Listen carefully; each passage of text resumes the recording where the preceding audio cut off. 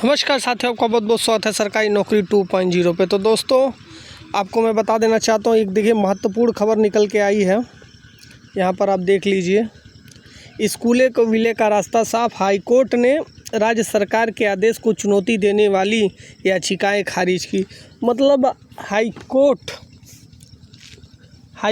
ने इस याचिका को ही खारिज कर, जिसमें इस पर रोक लगाने की मांग की गई थी। आप सोच सकते हैं कि क्या स्तर होता जा रहा है कि मतलब अगर आप कोर्ट में अगर कोई जाए और जो सरकार ने फैसला दिया, कोर्ट उस पर फैसले पे अगर मुहर लगा दे रही है, तो ये बड़ा ही सोचने और चिंतन का विषय है कि प्राइमरी जो विद्यालय बंद हो रहे हैं, इसका इम्पैक्ट अभी तो आपको नहीं दिख रहा है, क्योंकि आगे चल के इसका इम्पैक्ट दिखेगा। क्योंकि अभी एक डाटा आया है जिसमें एक चर्चित एंकर शुभंकर मिश्रा जी ने बोला है कि 7 करोड़ भारतीय ऐसे हैं जिनकी दैनिक आय 62 रुपये से कम है।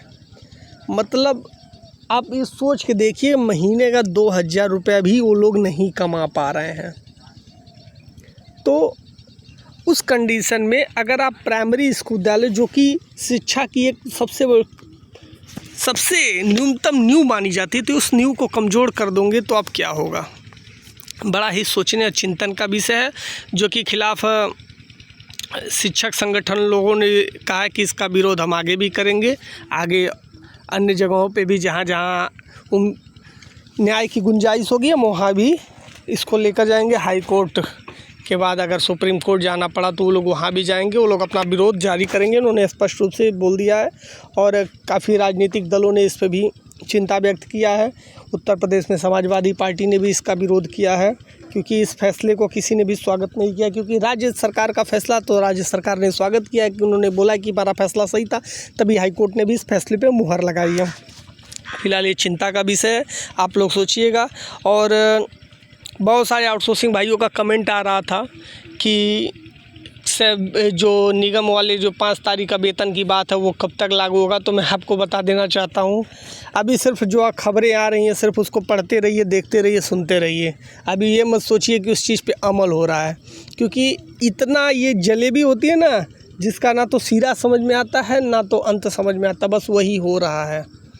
क्योंकि हम लोग भी इतनी ज़्यादा रिसर्च कर रहे हैं, इतनी ज़्यादा न्यूज़ निकाल रहे हैं, मतलब पता ही चल रहा है कि हमारे पास न्यूज़ कुछ और आ रही है, सामने से खबर कुछ और आ रही है। तो इसलिए उस पर अभी थोड़ा सा जल्दीबाजी, आप लोग पेशेंस रखिए। और वेतन अभी 5 से किसी को मिलने वाला नहीं है, वेतन बात जान लीजिए। जैसे चल रहा था वैसे ही चल रहा है। जब तक ये कड़ाई से सरकार इस पर लागू नहीं करेगी तब तक कुछ होने जाने वाला नहीं। चलते अगले अपडेट की तरफ। देखिए, बड़े विरोध के बाद एक शिक्षक भर्ती के लिए अध्याचन का प्रारूप तैयार। शिक्षा सेवा चयन आयोग के कार्मिकों को विभाग से मंजूरी। मतलब इतनी ज़्यादा इंतज़ार के बाद एक प्रारूप तैयार हुआ। अभी देखिए भर्ती का नोटिफिकेशन कब जारी होता है, भर्ती कब निकलती है, कब से कब डेट होता है, ये बड़ा ही सोचने का विषय है। जैसे ही इस पर कोई अपडेट आएगा वीडियो के माध्यम से आपको सूचित किया जाते हैं। चलते अगले अपडेट। देखिए, भारतीय नौसेना में संभावनाएं। चार्जमैन, स्टोर कीपर, अन्य पदों पर भर्ती। 110 पदों पर भर्ती आई है।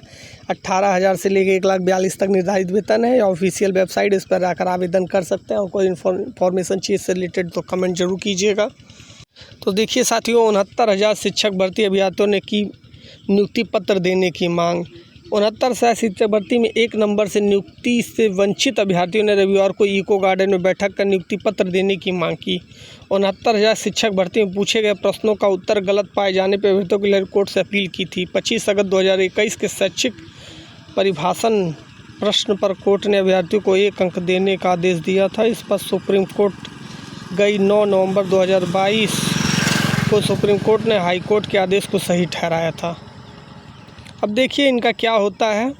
काफ़ी समय से ये मामला कोर्ट घूम रहा है, क्योंकि अब कोर्ट में भी किसी मामले का जल्दी निस्तारण नहीं हो रहा है। इसलिए मुझे कहने में थोड़ा बहुत संकोच ज़रूर होता है कि कोर्ट आदमी जाके करेगा क्या। इससे अच्छा दूसरी भर्ती की तैयारी कर अपने समय को बचाए।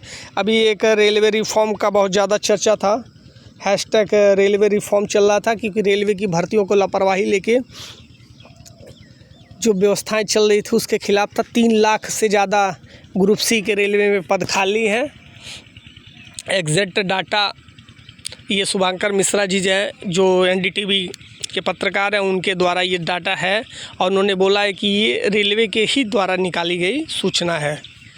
अब किस सरकार की क्या मंशा है, किस हिसाब से भर्तियां करानी चाहिए रही है, ये भी सोचने का विषय, क्योंकि 3.5 लाख से जो ऊपर के पद रेलवे में खाली हैं, तो रेलवे क्यों किस हिसाब से चल रहा है, और हमारे नहीं समझ में आ रहा है जब पद खाली तो भर्ती क्यों नहीं। इसी तरह बातों के साथ आज हम वीडियो को ख़त्म करते हैं। दोस्तों वीडियो अच्छा लगा तो चैनल को सब्सक्राइब कीजिएगा, वीडियो को लाइक कीजिए। मिलते हैं नेक्स्ट वीडियो, तक के लिए धन्यवाद।